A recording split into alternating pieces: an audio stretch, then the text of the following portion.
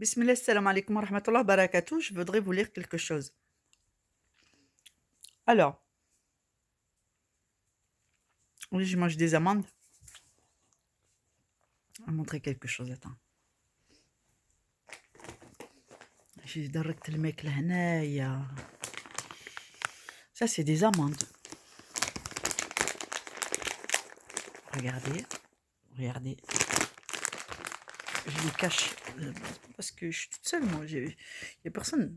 Ça, c'est une amande. Alors, regarde.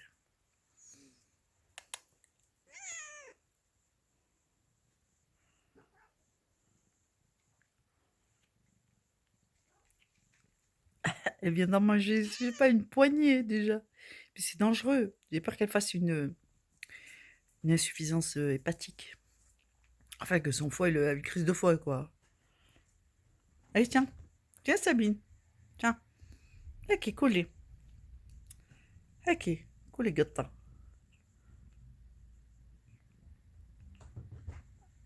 Regarde l'autre.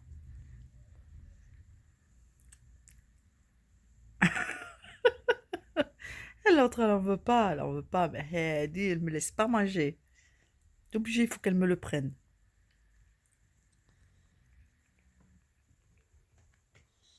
Voilà, voilà. Elle a pris, c'est fini. Subhanallah. Bon, j'arrête de lui en donner, hein. Là, je me suis fait des petits travaux, je me suis arrangé mon coin canapé, là, machallah. Moi, on est bien maintenant. Bon, alors, je vous lis quelque chose. Bismillah, sur le site, j'ai besoin d'être éclairée sur quelque chose. J'ai fait un traitement moi-même avec de l'huile d'olive et le nigel plus le musc en poudre. J'écoute la ruqya pour dormir. J'ai remarqué que quand je fais des ablutions pour aller prier, j'ai des gaz, des flatulences qui viennent d'un coup. Donc du mal à tenir les ablutions. Et la récitation, quand j'applique l'huile coranisée ou que je me lave avec l'eau coranisée, des gaz et des rots, des fois, des douleurs sur les parties intimes. Si quelqu'un me fait la ruqya, je pleure, puis je rote beaucoup, comme si j'allais m'endormir, mais rien ne sort. Aujourd'hui, pour la première, pendant que j'écoute, j'ai eu une douleur au ventre, puis des gaz. C'est quel genre de mal occulte, s'il vous plaît? Merci de votre réponse. Alors, Selem, tu cumules sihr et possession.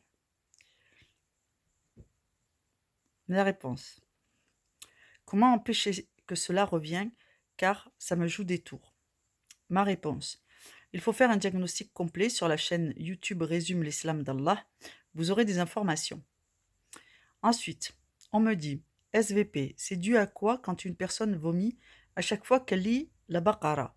Réponse. C'est moi qui donne la réponse. Salem. Possession et sorcellerie mangée. Souvent, lorsque les deux sont associés, vous vous voyez manger en rêve, parfois même, vous n'avez aucun souvenir de vos rêves. Ensuite, on me dit, oui, la personne se voit manger en rêve avec sensation de quelque chose dans le ventre qui se promène. Donc ça, c'est une possession partielle. Quel est le traitement de ça? Alors le traitement, c'est la ruqya complète, avec douche coranisée, huile coranisée. Il faut se oindre d'huile avant d'aller dormir. Il faut prendre sa douche soit le matin, soit le soir avec de l'eau coranisée. Il faut consommer de l'eau coranisée. S'il y a de la sorcellerie mangée en rêve, il faut prendre du séné. Et il faut faire les invocations qu'il faut pour que ça s'arrête. Inch'Allah. Alors, je dis, Salam mon ami, il vous faut une ruqya complète. J'ai déjà donné tous ces conseils sur d'autres plateformes. Possession égale lecture coranique et récitation quotidienne. Maintien des prières et de mieux à l'heure, sinon, si vous n'arrivez pas, vous faites le maximum. Et les ablutions, il faut essayer de garder les ablutions entre les prières. Bien sûr que quand on a des flatulences, c'est compliqué de garder les ablutions. Inch'Allah, vous faites au mieux, vous faites les techniques simplifiées, tant que c'est comme ça, parce que vous allez être obligé de faire souvent les ablutions. Donc, autant que faire se peut, vous faites juste une fois les ablutions et vous faites les pieds, vous essuyez. Vous faites la méthode prophétique de quand vous êtes en difficulté ou sur le champ de bataille. Vous faites comme ça. Mais essayez de garder la pureté, Inch'Allah, le plus souvent possible et vous demandez à Allah d'accepter vos efforts et d'y consentir.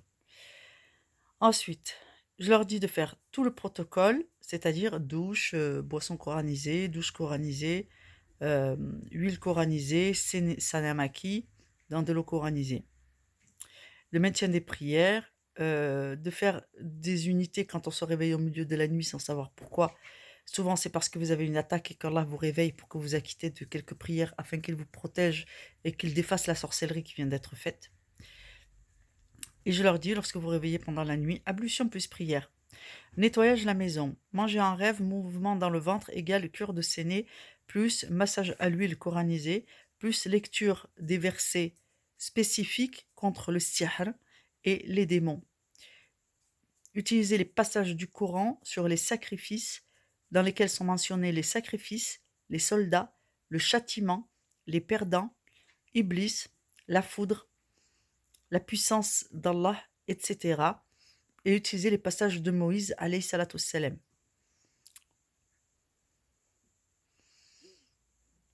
Ensuite,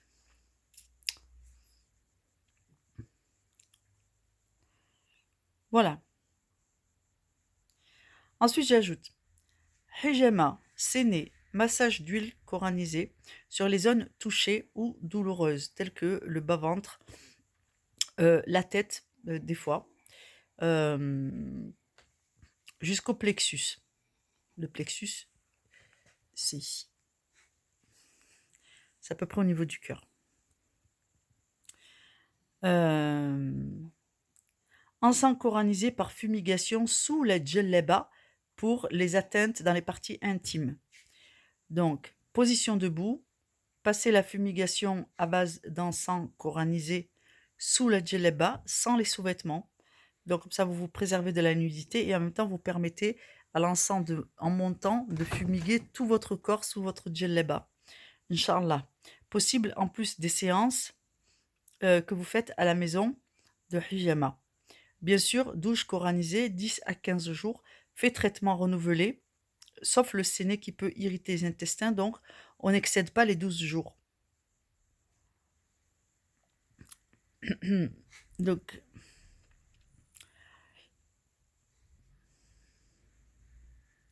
la personne me dit que le souci, c'est que les gens rencontrent des harakis qui ne sont pas fiables. On dirait qu'ils sont tous devenus des charlatans. Il n'y a que les sous qui les intéressent. Bon, moi, je vois pas ça comme ça, mais c'est vrai que avant que je devienne moi-même rari, j'avais pas confiance au rari. Non, souvent c'est un problème.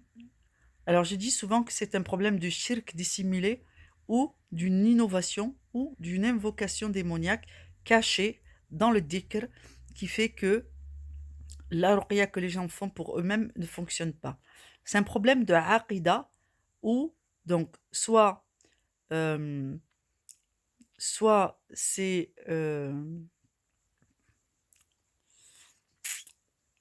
c'est soit c'est du shirk qui est caché dans votre façon de faire et vous ne le savez pas, donc vous n'avez pas le résultat escompté en termes de ruqya. Soit vous avez sous-estimé Allah, vous ne lui faites pas vraiment confiance, vous ne pensez pas que ça va marcher, vous ne pensez pas que ça va guérir. Et ça, c'est un manque de tawakkil. Soit c'est que vous ne comprenez pas les versets du Coran que vous récitez, comment voulez-vous adhérer et faire une demande claire à Allah? Si vous ne demandez pas clairement à Allah avec l'intention et la compréhension de ce que vous dites, et que donc vous avez du mal à croire qu'Allah va vous soigner, mais vous ne croyez pas parce que vous ne savez pas ce que vous êtes en train de dire, vous ne pouvez pas adhérer, eh bien vous n'avez pas de résultat. Et ça n'a rien à voir avec le rari. Vous pouvez avoir un très bon rari, mais le traitement, c'est vous qui le faites. C'est sur la base de vos invocations à vous que Allah vous accorde ou pas la guérison. Tu peux aller voir le meilleur rari du monde, que Allah soutient, Mais ta part, le rari n'a pas le droit de la faire pour toi. Tout ce qu'il va faire, c'est fi sabilillah. Allah fera triompher sa cause. Il fera triompher sa cause à lui, à Allah. Allah fait triompher sa propre cause à travers ses serviteurs. Et Allah vous laissera dans la difficulté tant que vous n'avez pas progressé dans votre religion. Ça sert à ça les épreuves aussi. Donc il faut comprendre que des fois le rari est bon, le diagnostic est bon, mais que votre confiance en Allah n'est pas bonne. Et donc du coup, vous ne faites pas votre traitement avec la rigueur et le sérieux qui vous est demandé de la part d'Allah. Donc le résultat ne sera pas au rendez-vous. Donc ensuite, je dis qu'il peut y avoir aussi une faute de déformation de la sourate et que des fois les gens invoquent contre eux-mêmes. Comme la fille qui disait La tahdina fi sirat al-mustaqim en récitant la Fatiha, ce qui voulait dire ne nous guide pas dans le sentier de ce que tu as comblé de faveur. Ça, c'est juste pour l'exemple.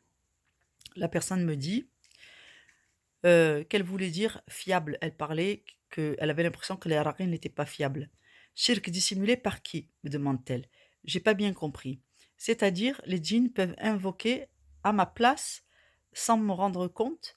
Non, ça veut dire que des fois tu peux utiliser des invocations qui ne sont pas légiférées, qui ne sont pas réglementées, et en réalité, ce sont des fausses invocations qui ont été mises dans le domaine public pour que vous les utilisiez à votre dépens et où des gens vous diront: «Tiens, tiens, tu devrais faire telle invocation, elle est super, moi ça a marché», mais en réalité c'est du sihr et des fois les djinns vont te laisser tranquille pour que tu penses que cette invocation elle fonctionne et tu vas la recommander à tout le monde, alors qu'en réalité c'est une incantation et non pas une invocation et dedans il y a du shirk dissimulé et donc tous les gens à qui tu l'auras donné, eh ben, ils seront victimes de ces shayatines qui t'ont piégé pour que tu pièges d'autres gens.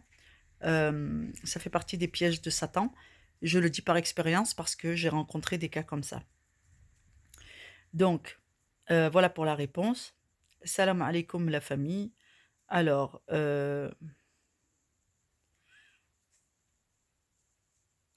encore quoi?